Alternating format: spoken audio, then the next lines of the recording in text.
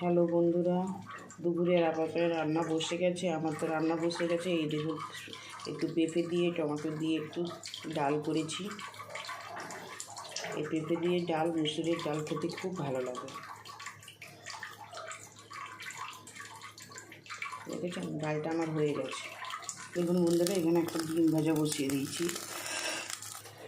এই আলু, সিম, বেগুন, বড়ি দিয়ে মাখা ভাজা লঙ্কা দিয়ে কে কে খেতে ভালোবাসেন একটু কমেন্ট করবেন তো।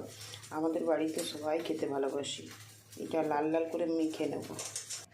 দেখুন বন্ধুরা, আমার একটু মাখা হয়ে গেছে। আর এটা দিয়ে ভাত খেতে ডাল আর একটা ডিম ভাজা হলেই না খুব সুন্দর খাওয়া হয়। দেখেছেন?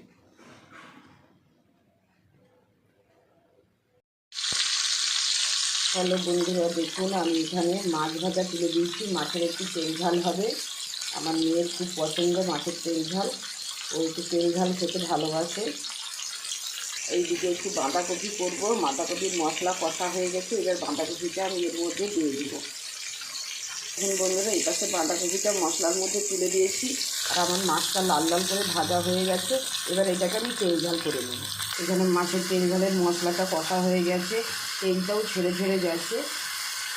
এবার মাছগুলো একটু দিয়ে নামিয়ে নেবো। একটু ধনিয়া পাতা দেবো। দেখুন বন্ধুরা, আমার এই মাছের তেল ঝালটা হয়ে গেছে। ধনিয়া পাতা দিয়ে দিয়েছি। কি সুন্দর তেল ঝালটা, খেতেও খুব সুন্দর লাগে। আর আমার মেয়ের খুব পছন্দ।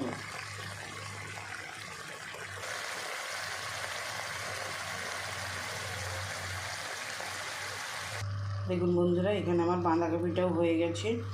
এবার একটু ঘি দিয়ে আমি নামিয়ে নেব। আর এই শীতকালের বাঁধাকপি না খেতে খুব ভালো লাগে। বিশেষ করে নিরামিষ রান্না করলে আরও ভালো লাগে। কিন্তু হচ্ছে একটু মাছের মাথা আর একটু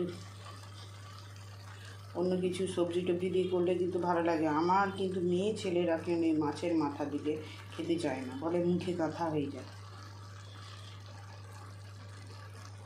বন্ধুরা, ভিডিওটা ভালো লাগলে লাইক কমেন্ট শেয়ার করুন। যে যেখান থেকে দেখছে একটু কমেন্ট করুন, তাহলে বুঝতে পারবো যে হ্যাঁ, ভিডিওটা দেখে আপনাদের ভালো লাগছে।